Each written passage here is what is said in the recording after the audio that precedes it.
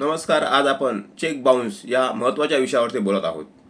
Check bounce हा खूप महत्त्वाचा विषय आहे. आज तारखेला चेक हा एक व्यक्ती दुसऱ्या व्यक्तीला त्याची लीगल लायबिलिटी देणे म्हणून किंवा बँक पतपेढ्या, फायनान्शियल इन्स्टिट्यूट अशासारख्या संस्था PDC घेतात. PDC म्हणजे त्यांनी लोन घेतलेलं असेल एखाद्या व्यक्तीने, त्या केसमध्ये PDC हा दिला जातो. आणि या PDC म्हणजे सिक्युरिटी चेक आहे. चेक दिला म्हणजे त्याची लायबिलिटी आहे असं प्रिझम्पशन केलं जातं. बऱ्याच वेळेला सेल परचेस ट्रान्झॅक्शन, इतर देणं घेणं असतील, कुणी फ्रेंडली लोन दिलं असेल, त्या केसमध्ये चेक घेतला जातो.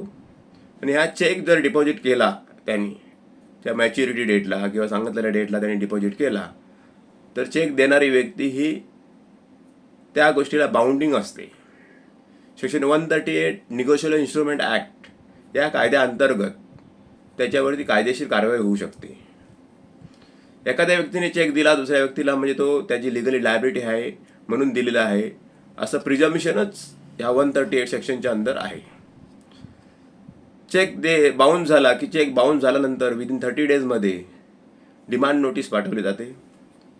या डिमांड नोटीसमध्ये 15 दिवसाचा वेळ दिला जातो.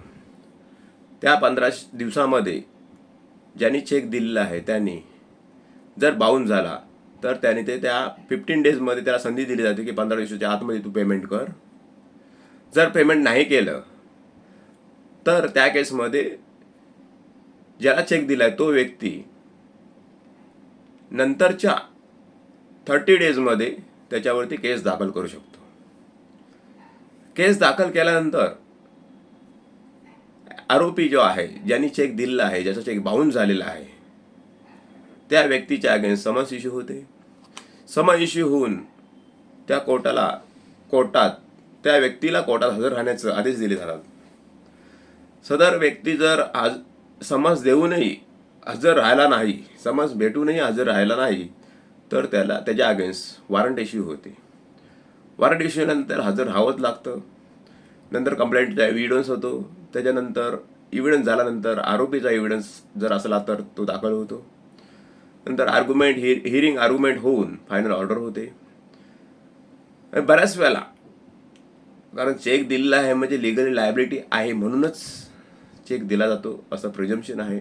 आरोपीला सिद्ध करायचं आहे की तो चेक मी कायदेशीर देण्यासाठी दिलं नव्हतं, की मी त्या व्यक्तीचं कायदेशीर देणं लागत नाही असं हे आरोपीला सिद्ध करावं लागतं की माझं हा चेक आहे तो मिसयूज केलेला आहे, ह्या चेकबद्दल मी कोणतंही देणं लागत नाही हे आरोपीला सिद्ध करावं लागतं. 99% मध्ये हे कंप्लेंटच्या बाजूनेच केसेस होतात कारण चेक हा दिलेला आहे तर लिगल लायबिलिटी म्हणून दिलेला आहे. तर फायनल ऑर्डर झाल्यानंतर आरोपीला कन्व्हिक्शन झालं की त्या केसमध्ये जवळजवळ डबल ऑफ द अमाऊंट, चेकच्या डबल अमाऊंटची फाईन बसू शकते आणि 2 वर्षापासून त्या आरोपीला सजा होऊ शकते. धन्यवाद.